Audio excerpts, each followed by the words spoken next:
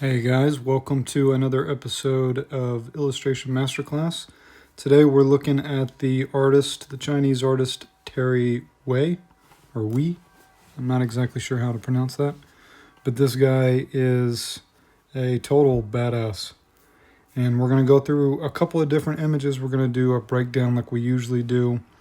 And then I've got like several images we're just going to go through at the end to just show this guy's work off, because the dude is like seriously very versatile, and there's a lot of different things it is that we can learn from him. If you're new here, this is a series that I do. My goal this year was to do a video every week, and I actually recorded the videos, but I hadn't released them yet. So I try to do one of these each week, and then a more philosophical video at the end of the week. So guys, please give this video a like, a thumbs up, give me a sub, give me a comment, because I put a lot of time into these, and it would be nice to know that people find them useful. So let's go ahead and let's get into it. So the image it is that we're looking at here is, this is how it is that I came across his work. And I just thought this was a really beautiful image because of the subject matter, the sensibility, the feeling, the vibe it is that he's able to create with his work. And right immediately, one of the things it is that you'll notice, and it's something it is that I talk about pretty frequently on here, is this idea of flow, right? And this guy has this total mastery of flow in the way it is that he does his gestures. And he treats everything it is that we see here on the screen with a sense of gesture, right? So when we look at I'll dense this down for a minute, or I'll make it a little bit opaque so we can see it here. But all of the folds and everything, they all accumulate to where it is that we're supposed to be looking, which is right here in the face, right? And he creates this kind of interesting overlap with this line going here, and as well as this kind of flow it is that the horse creates, right? And it carries through the entire thing. You see it over here, you see it here, you see the leg, and then you see this going here, right? So he's kind of got this flow going through the entire thing. Even the sword is angled at a specific way that kind of carries the flow. Even these over here carry it as well, right? And so there's a lot of things it is that you can see from looking at this guy's work that really helps with the readability of the image. Now, the other thing it is that I would say that I notice is that if you look closely, he's using these different shades of black, but he's desaturating them enough to where it is that he can pretty much make the whole image look as if it's, these black shapes on top of one another. But in actuality, they're just extremely desaturated colors, right? So if I click on this has much more of a green tint to it. This has much more, well, that's just straight up black. This has much more of a yellow tint to it. And I think so he's using like desaturated, he's using like yellow and green over here. And then he's highlighting it with these reds, which is so interesting, right? And like see, again, this is kind of a green, but then we go and we look at these darks over here, and what do we find? Wow, we find that that's green as well, which is interesting. I would have expected it to be a little bit warmer, but it seems because of the amount of red that is on her dress here, and the amount of red that he uses throughout this image, is that he's able to give this impression of this kind of warm blacks here. And these feel a little bit more cool blacks, right? So he's kind of got this tint to it. So he goes really, really dark, but he still allows some of the color in there. So maybe he's got only 10 or 20% of each one of those colors, and he's able to create something that feels really dynamic. in terms of its color range, but at the same time, everything is held together because it's basically staying in these very desaturated blacks, or these very saturated colors, however you want to think of it. So let's go ahead and let's flip through it. Okay, so again, we have like this crazy sense of flow that he's got in this image, right? We've got this kind of thing going on, and this going on, and this, and then all these leading lines that are leading us back to our central image. And, you know, I've talked about this guy's work before. This guy, his name is, I think his name is Matteo. He runs an online school for forced drawing. And it's something it is that I would highly recommend looking him up. Force Art, or Force Drawing here on YouTube.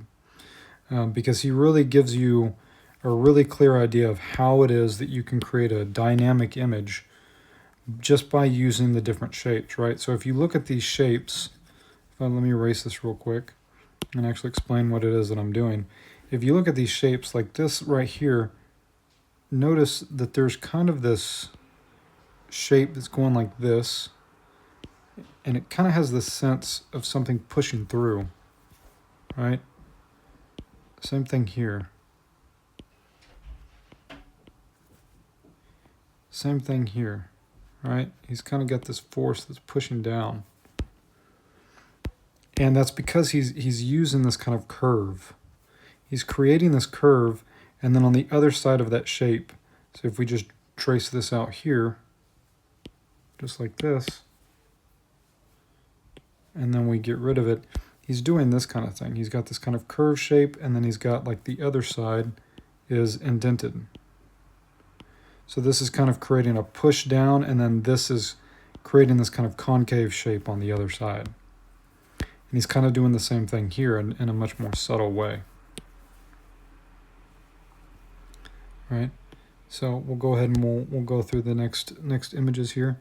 Yeah, so I mean, one of the things it is that I really enjoy about looking through this guy's work is that there's a skill range, and we haven't gotten to show how big of a skill range it is that this guy has, but right now, you know, we're seeing this kind of more cartoonish style, this very line-based art. When we zoom in here, we can see that even the lines over here, they're very thin. You know, like these feel almost like sketches, right? Because he's not wanting you to look up here necessarily, even though this is a part of the focal, right? This is as well. But really, he puts his darkest lines here on this figure, right? And he allows the shadow shapes to create these little pockets of darkness here, right? And these little pockets of darkness that he's able to create help the image pop out from the background, right? And then he does the same thing. He does a variation of that with these shadow shapes, right? So even if I just take these and I just trace these out, you can begin to see how he's able to create this image that feels very dynamic in terms of its shading, right? Because he's kind of got these objects like this right here. This is really cool. He's got this object flowing in and out of the shadow, right? He's got part of it in the shadow and then part of it in the light. And it's creating this kind of nice little flow. Again, notice how it is that he's got this sort of thing going on, and then everything else is kind of jutting out to the side. That always makes things look really cool, right? And then even this is angled in a specific way, right? So he's using all these different forms to create an image that feels like it's got movement to it, feels like it's got life to it, right? And then obviously we see that there's a contrast with the way it is that this shadow of this figure, the way that the shadow of this monster here is casting over him, and then we see some of the light here. I'm curious if this is an actual finished image because the monster looks so not detailed at all. So this is what I'm talking about. This guy has serious range. I mean, look at this. This is a beautiful piece, and it's almost in a totally different art style than what it is that we just saw. I mean, it's much more of just a straight up digital painting. I would think that I'm looking at a totally different artist here. So when we zoom out and we pull back, we can start to see that he has an expert level of understanding of composition. And that's really the thing it is that we want to study. So when we look at this image right here, you can begin to break down the thumbnail design itself. And then as it is that you do that, you'll get like a greater understanding of the way it is that he organizes the whole image. You know, like I talk about all the time, composition is one of the most important things it is that you can learn. And so what it is that you're going to do is you can do these little thumbnails, and you can basically just copy the way it is that this thumbnail is, right? And I'm not doing a super detailed version of it here. Obviously, I'm just doing this just to show. But doing, even doing a pretty detailed version of something like this, but doing a smaller version of it, just doing a lot of those will help you understand how to organize your composition, how to organize the image itself in terms of value shapes and things along those lines. So we're just going to kind of go through some of these other images.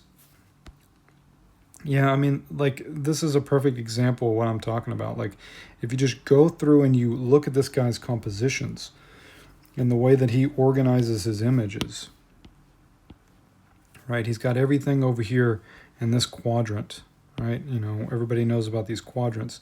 And he's got this kind of dynamic going on here that makes the image feel very dynamic, right? And then we get in here and we see that there's some really cool storytelling elements going on here with this mask and with her. And again, we have like these very closely related value shapes that are kind of creating an image that just feels very cohesive. I love the way that he's using like these very desaturated colors on this mask, right? And it's totally different from some of the more cartoonish images we saw before. Again, the dude has range, I mean, like, he does like this super rendered stuff. He does this kind of cartoonish art style. And then here he's kind of bridging the gap between the two of those. I mean, this is a seriously wicked drawing right here. Really crazy. And, he's kind of the epitome of an artist who's always experimenting, always trying different things.